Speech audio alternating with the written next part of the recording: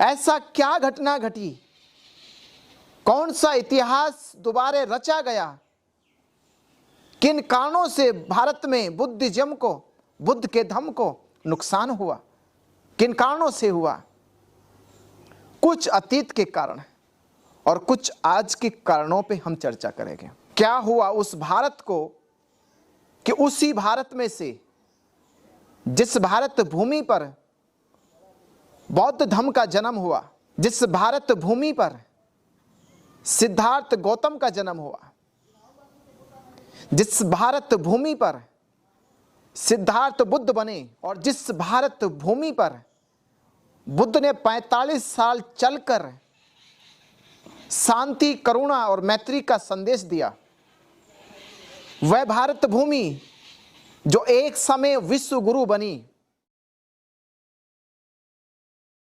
वह भारत भूमि जिसको पूरा विश्व बुद्ध की वजह से नतमस्तक करता था, सर झुकाता था, आदर और सम्मान से भारत का नाम लेता था, वो भारत भूमि जो एक जमाने में बुद्ध की भूमि थी, जो एक जमाने में धम्म की भूमि थी, जिस समय अहिंसा का संदेश भारत भूमि पे दिया जाता था, जिस समय मानवता, इंसानियत, प्रेम, करुणा का संदेश बच्चे बच्चे की जुबान पे था।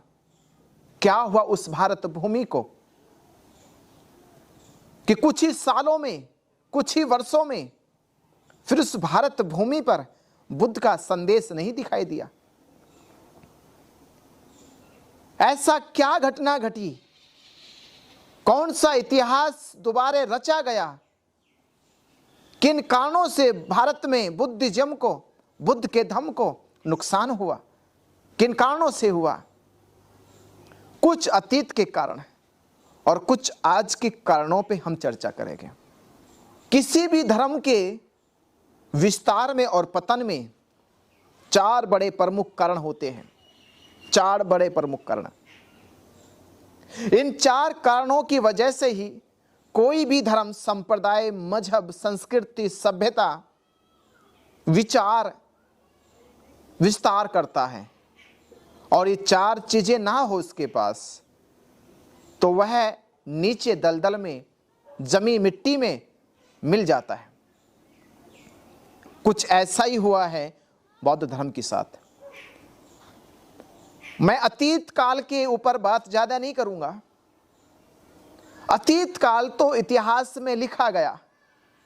हम आज भारत में बुद्धिज्म, बुद्ध का धम्म क्यों आगे नहीं बढ़ रहा, उसके कुछ बिंदुओं पे चर्चा करेंगे। मुझे 100 साल पहले ही बातें नहीं करनी है। 100 साल पहले क्या हुआ, क्या घटना घटी, किन कारणों से बुद्धिज्म, बुद्ध का धम्म भारत में नहीं रहा, हमें 100 साल बाद पुरानी बात नहीं करनी, हमें 500 साल पुरानी बात नहीं करनी, 1000 साल पुरानी बात नहीं करनी। हमें आज के समय में कैसे बौद्ध धर्म को आगे बढ़ाया जाए, कैसे बौद्ध धर्म का विस्तार हो।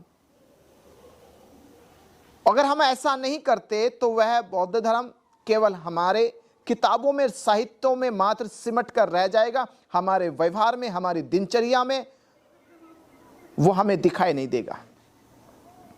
अगर आप चाहते कि बौद्ध धर्म हमारे दिनचर्या में, हमारे व्यवहार में आए, हम भारत भूमि के प्रत्येक व्यक्ति को बुद्ध की शिक्षाओं से रूबरू कराए, अगर चाहते कि भारत में बौद्ध धर्म का पतन ना हो, बौद्ध धर्म की शिक्षा रुके ना भारत में, बौद्ध धर्म का कारवा आंदोलन बढ़ता रहे, चलता रहे, अगर आप ऐसा चाहते हो तो हमें कुछ चंद प्रयास करने होंगे, सबको मिलकर करना होगा। पहला सूत्र समझना में ना, मैं 2 सूत्र आपको प्रचार के बताऊंगा। भारत भूमि पर बौद्ध धर्म के प्रचार को लेकर 4 चीजों को सीख लेना चाहिए, 4 चीजें मात्र। ये 4 चीजें अगर आपकी समझ में आ गई पूरा बौद्ध समाज सुन ले मेरी बात, पूरा बौद्ध समाज ये 4 बातें सीख ले। मैं पूजनीय भिक्खु संघ से भी कह रहा हूं, बौद्धाचार्य, धम्माचार्य या भारत भूमि पे जो भी धम्म का प्रचार प्रसार करते हैं, मैं उनसे कह रहा हूं, जनमानस से कह रहा हूं, आम उपासकों से कह रहा हूं, बुद्ध के धम्म में विश्वास श्रद्धा जो रखते हैं, मैं उन सब से कह रहा हूं वो 4 बातें सीख ले। मैं आपसे वादा कर रहा हूं, मैं आपसे ये विश्वास दिलाता हूं कि 4 बातें अगर आपने अपने जीवन में उतार ली, आपने 4 बातों पे काम करना शुरू कर दिया, निश्चित ही कुछ ही वर्षों में भारत फिर से बुद्ध की धरती हो जाएगा। भारत से असमानता मिट जाएगी, भारत से अंधविश्वास पाखंड खत्म हो जाएगा, भारत में से जाति प्रथा संप्रदाय उन्माद खत्म हो जाएगा, मानवता इंसानियत प्रेम जगने लगेगा। ये 4 बातें अगर आपकी समझ में आ जाए, बौद्ध धर्म के विस्तार में और पतन में 4 बड़े प्रमुख कारण हैं। इन 4 कारणों की वजह से बौद्ध धर्म का पतन हुआ है। और अगर ये 4 कारण अगर आप इनकी पूर्ति कर दे, इनको अपनी दिनचर्या में, अपने व्यवहार में, अपने जीवन में उतार ले, तो कुछ ही वर्षों में बौद्ध धर्म ऊंचाई तक पहुंच जाएगा। ये 4 कारण है। पहला कारण है, किसी भी धर्म संप्रदाय मजहब संस्कृति विचार सभ्यता के विकास में पहला कारण होता है उसका धार्मिक स्थल, उसका सेंटर, उसका सेंटर होना, धार्मिक सेंटर होना। धार्मिक सेंटर का अर्थ है जहां पर पूरा समाज, पूरी सोसाइटी एकत्रित होती है, जुड़ती है, इकट्ठा होती है, ऐसा सेंटर पॉइंट, ऐसा धार्मिक सेंटर जो पूरी तरह से हर प्रकार की शिक्षाओं से, समाज के पूर्ण उत्थान से, समाज के पूर्ण विकास से, उसमें हर प्रकार की शिक्षा दी जा सके, ऐसा सेंटर जहां पर फिजिकल एजुकेशन, जहां पर मेंटल एजुकेशन, जहां पर स्पिरिचुअल एजुकेशन दी जा सके,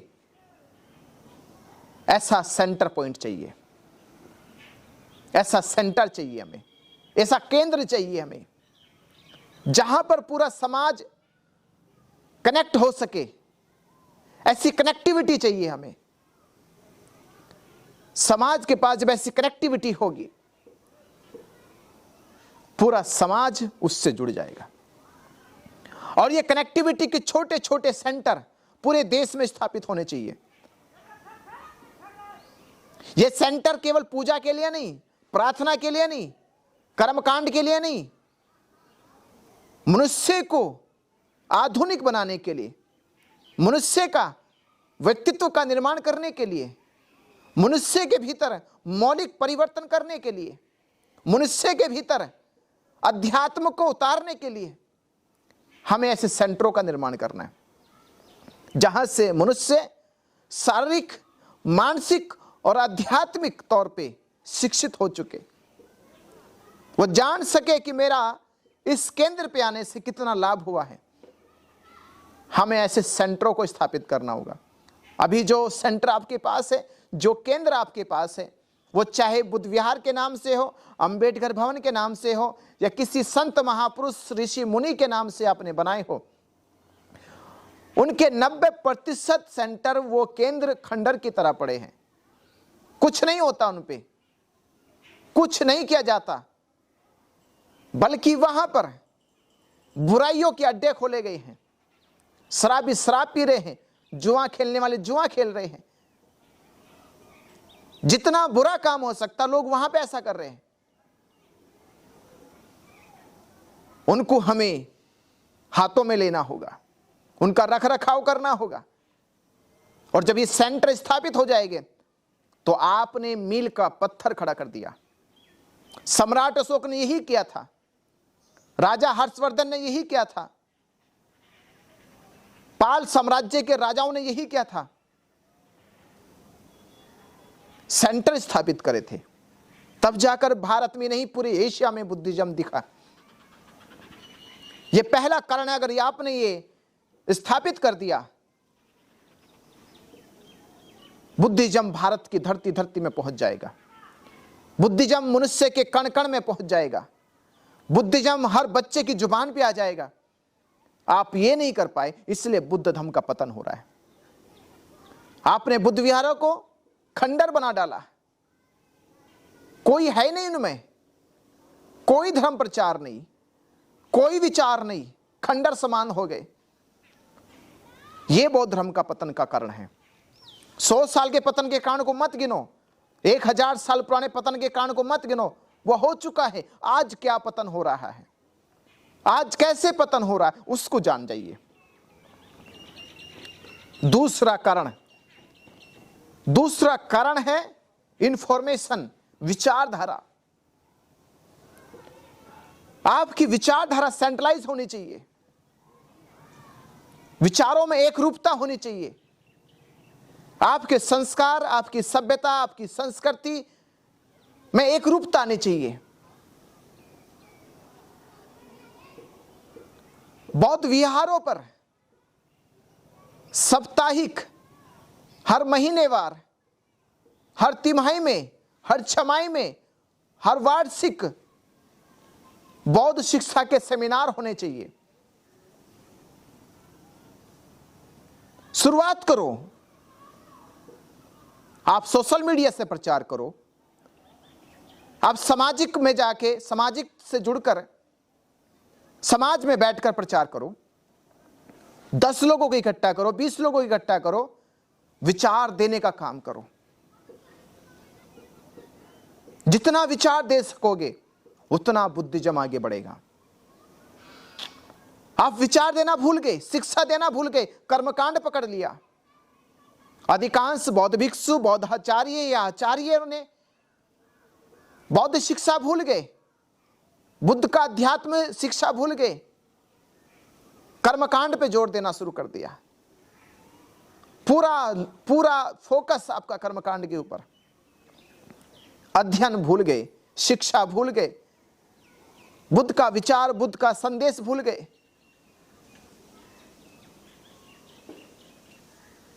इंफॉर्मेशन, विचार देना होगा, जानकारी करानी होगी। ये दूसरा सूत्र रहेगा।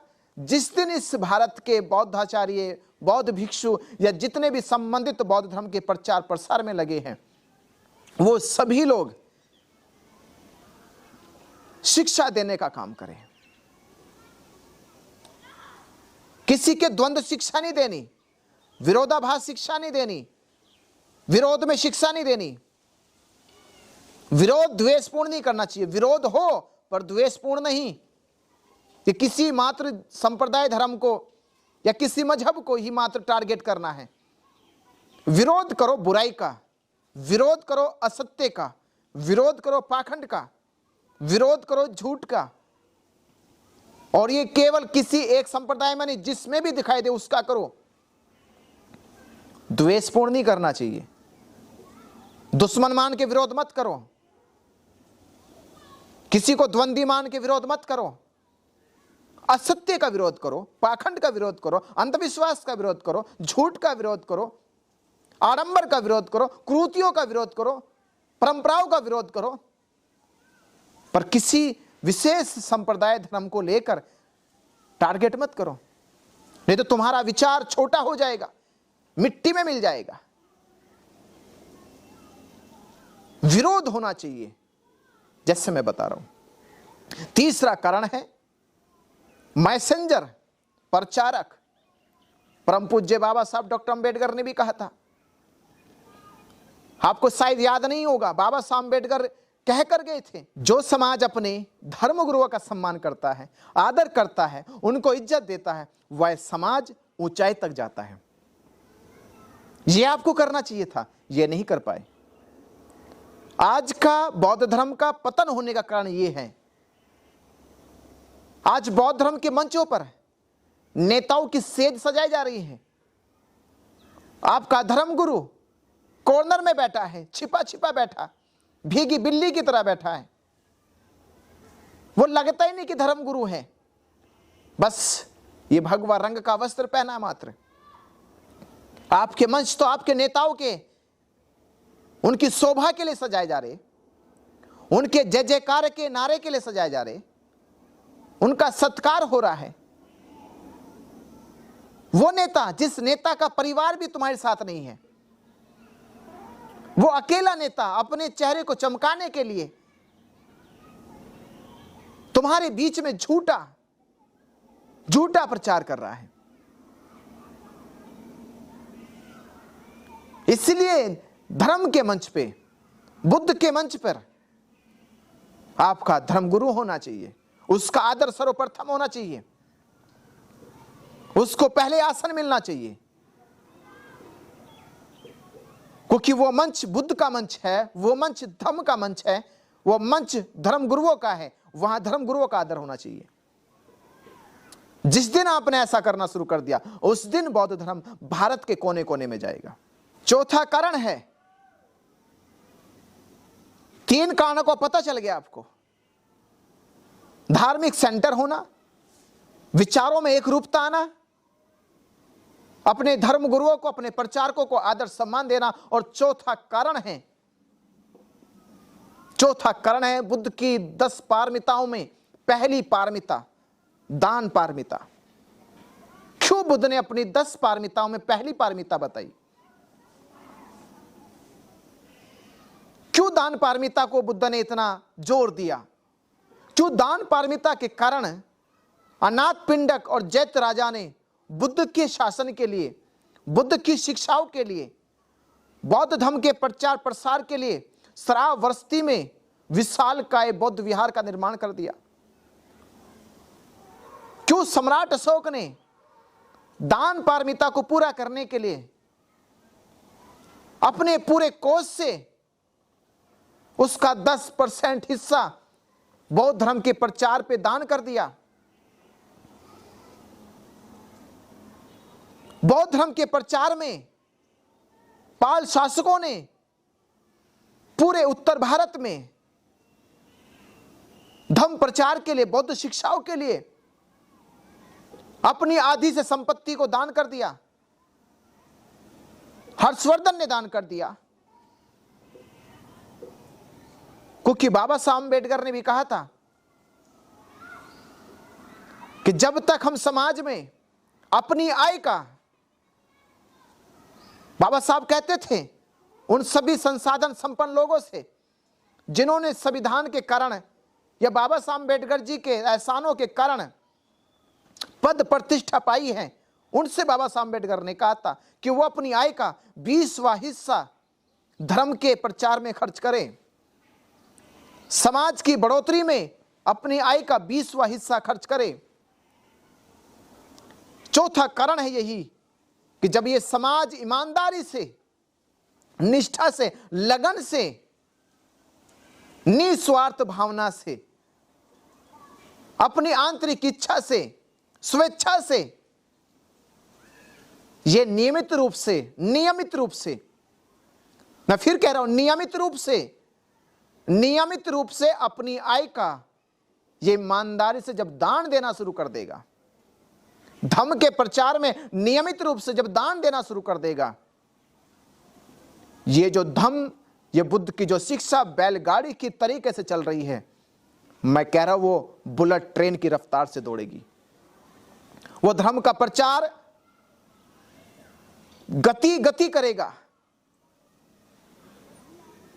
जो धर्म का प्रचार आज घुटने बल चल रहा है, वो पैरों पे खड़ा होकर दौड़ेगा। आप लाखों करोड़ों की संख्या में हो, भारत पे करोड़ों की संख्या में अंबेडकर राइट हो गए, करोड़ों की संख्या में बुद्धिस्ट हो गए। आप बुद्धिस्ट समाज या जो बुद्ध की शिक्षाओं को भारत में फैलाना चाहता है, वो नियमित रूप से दान करना शुरू कर दें। मैं कहता हूं कि भारत में कोई जगह नहीं बचेगी, कोई कोना नहीं बचेगा, भारत भूमि का कोई ऐसा हिस्सा ना होगा जहां बौद्ध धर्म का प्रचार ना हो जाए। ये 4 कारण मैंने आपको गिना दिए। अगर 4 कारणों का विस्तार ना किया गया, इन 4 कारणों को अगर समझा ना गया, तो यही कारण है बौद्ध धर्म के पतन के। क्योंकि आपके पास ना तो धर्म स्थल है, ना विचारधारा में एक रूपता है, ना धर्म प्रचारक है, ना उनका आदर है, और ना दान देने की आपके अंदर अब तक भावना जगी है। इसलिए आपका धर्म पतन की ओर जा रहा है। और जिनसे आप मुकाबला कर रहे, जिनके आप बराबरी कर रहे हो, जिनसे आप ये द्वंद रख रहे हो, उनके पास चारों चीजें हैं। उनके यहां धर्म स्थल है, उनके विचारों में एक रूपता है, उनके यहां धर्म गुरुओं का आदर सर्वप्रथम हैगा, उनके यहां दान देने की इच्छा प्रबल है। पहला सूत्र तो ये था। और दूसरा सूत्र ये है धर्म के प्रचार में, विस्तार में, कि समाज एक्टिविटी तो कर रहा है, समाज के पास एक्टिविटी तो है पर कनेक्टिविटी नहीं है। आज भारत के कोने कोने पर, जगह जगह नुक्कड़ों पर, गांव सभाओं में धर्म का, समाज का प्रचार हो रहा है। बहुत सारे नेतागण, बहुत सारे धर्म प्रचारक, बहुत सारा भिक्खु संघ जगह जगह प्रचार कर रहा है। ये क्या प्रचार हैगा? ये एक्टिविटी है बस। पर इस पूरे समाज की, इस पूरे प्रचार संघ की, इन सभी लीडरों की कोई कनेक्टिविटी नहीं है। एक्टिविटी खूब है, दिन रात है, 24 घंटे है, पर कनेक्टिविटी के नाम पर जीरो, कोई कनेक्टिविटी नहीं है इनकी। और जिस समाज की एक्टिविटी कनेक्टिविटी से कनेक्ट हो जाती है, उसी सोसाइटी में क्रिएटिविटी बढ़ती है, वही समाज क्रिएटिव होता है, तभी कुछ क्रिएटिव कार्य कर सकते हो। कनेक्टिविटी नहीं तो कोई क्रिएटिविटी नहीं है। इसलिए अपनी एक्टिविटी को कनेक्टिविटी से जोड़ो। जैसे कनेक्टिविटी हो जाए तो तुम्हारा समाज, ये धर्म प्रचारक क्रिएटिविटी पे जोड़ देंगे। और जिस समाज में क्रिएटिविटी होती है, वही समाज, वही सोसाइटी, वही धर्म स्टेब्लिश होता है, उसी सोसाइटी में स्टेबिलिटी आती है। तो दूसरा सूत्र मेरा, अगर आप समझ गए हो, इस वीडियो को ज्यादा से ज्यादा शेयर करना, और जान गए हो कि धर्म के प्रमुख ये 4 कारण 2 सूत्रों में मैंने बताया, 4 कारण, अगर जान गए हो तो सत्य को मान लेना और अपनी भूमिका निभाना। मैं निश्चित कहता हूं, वादा करता हूं आपसे, जल्दी भारत के हिस्से पर, भारत के कोने कोने में बुद्धिज्म फैलेगा। नमो बुद्धाय।